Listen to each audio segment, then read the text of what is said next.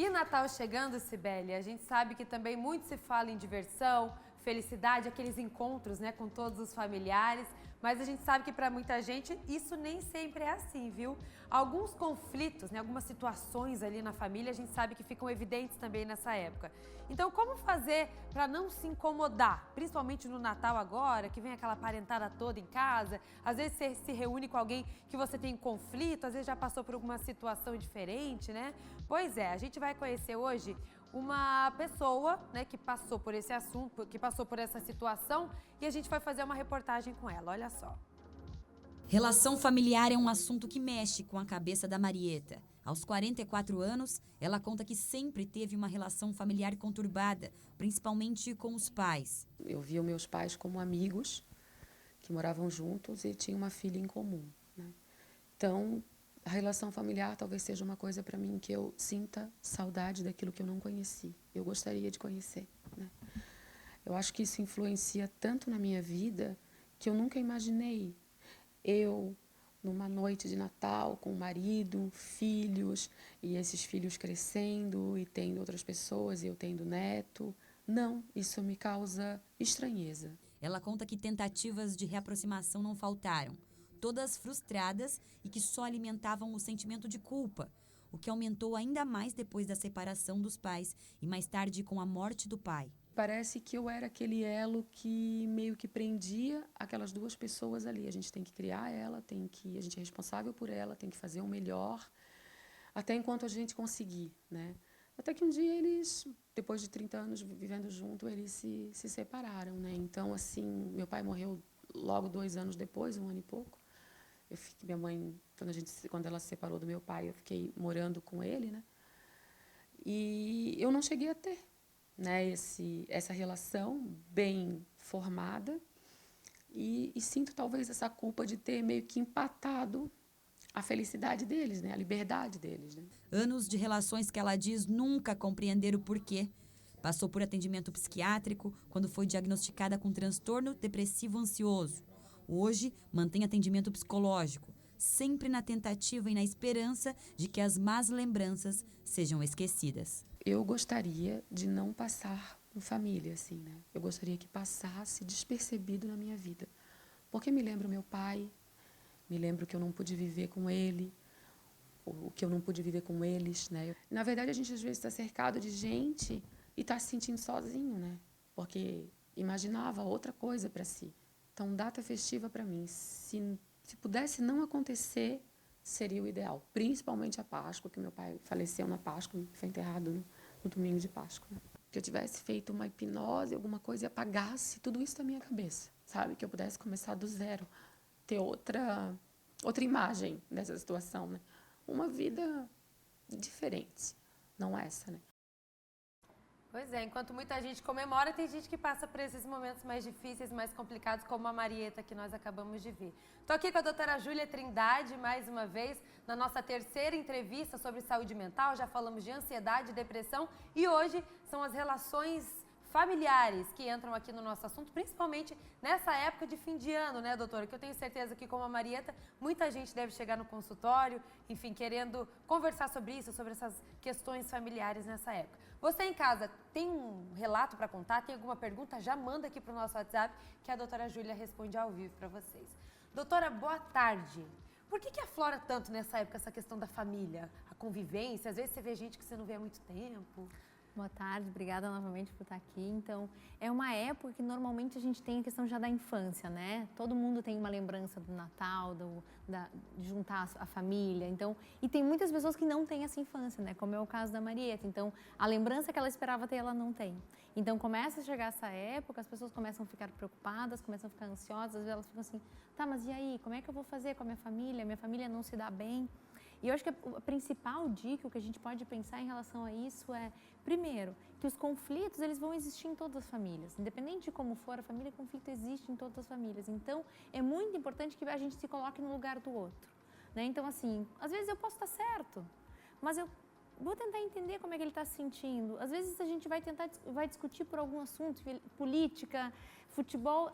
Será que vale a pena a gente deixar esse momento que a gente está se reaproximando, que a gente está tentando se aproximar das pessoas, que é um momento para a gente comemorar a questão da união, a questão da família, independente da crença, né? É um momento de celebração, né? Então, eu acho que é bem importante as pessoas se colocarem no lugar do outro.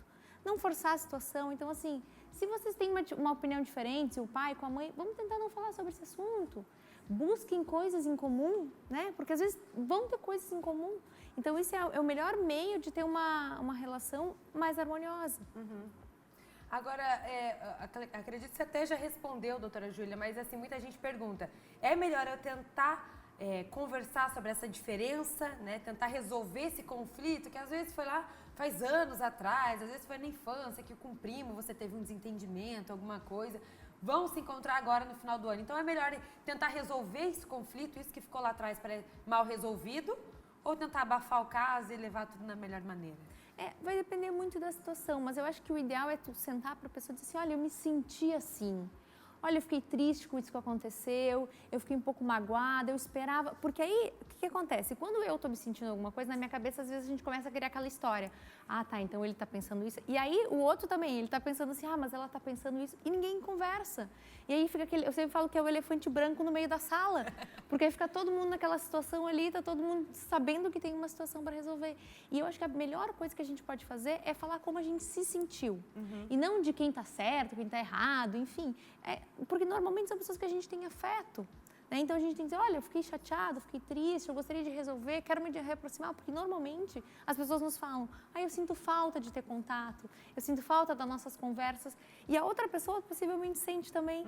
E aí fica todo mundo com aquele medo de encarar isso, e eu acho que esse é um bom presente de Natal que as pessoas podem se dar, né? É de repente retomar esse laço, sente falta da pessoa, busca essa pessoa, fala, olha... Eu fiquei chateado, mas eu quero resolver, sinto falta da nossa relação. Eu acho que isso é bem importante. Eu acho que são coisas que a gente tem que nos dar de presente.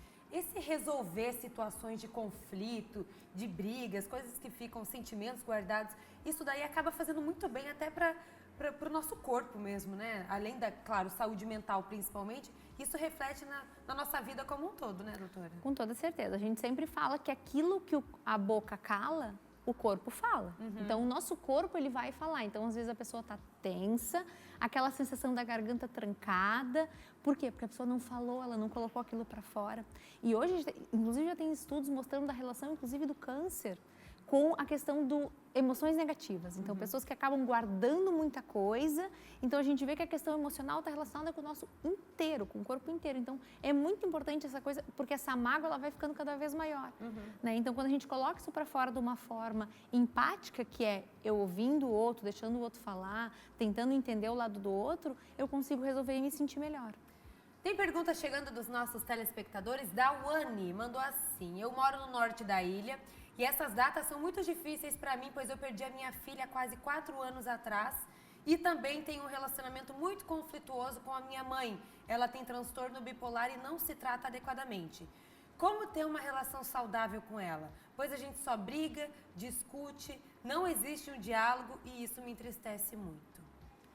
Então, primeiramente, sentimos muito pela tua perda, né? E eu acho que, assim, é muito importante que tu fale isso para tua mãe. Como tu se sente, que tu sente falta, que tu gostaria de estar perto dela, de que seria importante que vocês estivessem juntas, porque eu tenho certeza que também ela, apesar desse sofrimento, e que talvez seja difícil até de aceitar o tratamento, porque tem muitos pacientes que não aceitam o tratamento, eu tenho certeza que essa abertura, porque às vezes a gente querer forçar a pessoa de se tratar, forçar a nossa opinião, não adianta. Então vai lá e fala para ela isso que tu nos falou, que tu te entristece com isso, com essa falta de contato que vocês têm. É o primeiro passo para vocês se reaproximarem. Doutora Júlia Trindade, mais uma vez falando aqui com a gente sobre saúde mental. Hoje é a nossa terceira entrevista, a gente fica até sexta-feira falando sobre essas questões aí. A gente ainda vai falar do burnout, né, doutora? Que é uma questão um problema que afeta pessoas que trabalham muito, é isso? É como se fosse uma crise. É uma doença relacionada ao trabalho. Hoje ela já é considerada uma doença relacionada ao trabalho. Exatamente. Então, assim, inclusive as pessoas têm muito medo de falar sobre isso, né? Por causa da questão do emprego. Então, é um assunto muito sério, muito importante, que eu tenho certeza que deve ter muitas pessoas. Ele é subdiagnosticado porque as pessoas têm medo de buscar ajuda, né? Inclusive, uma das profissões que mais tem burnout são os jornalistas. São jornalistas? Ele está dentro do grupo, então tem que se cuidar também para não ter. Mas é um assunto bem importante que eu acho que a gente vai poder esclarecer um pouco mais. Joana também participou, doutora. Tá falando que ela é de São José. Como lidar com os parentes que se magoam com qualquer coisa durante as reuniões familiares? Então, Joana, é bem difícil, né? Porque às vezes, por que essa pessoa se magoou? Eu sempre falo que assim, quando tem alguma coisa que alguém me fala, eu fico muito chateada porque alguma coisa dentro de mim fez um sentido. Se alguém falou e me ofendeu, agora, se é uma coisa que não, para mim não faz sentido, eu não vou me importar. Né? Então, de repente, as pessoas estão até precisando de ajuda. Né? De repente, dizer, olha, eu entendi que tu ficou chateado, mas eu quero entender melhor o porquê. Eu acho que a conversa é sempre o melhor caminho para a gente poder tentar resolver.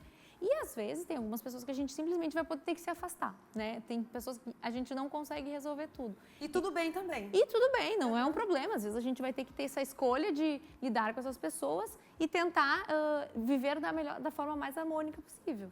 Tá aí, doutora Júlia Trindade, psiquiatra, conversando com a gente aqui. Amanhã continuamos a nossa entrevista aqui, a nossa série sobre saúde mental. Obrigada, doutora. Eu que agradeço.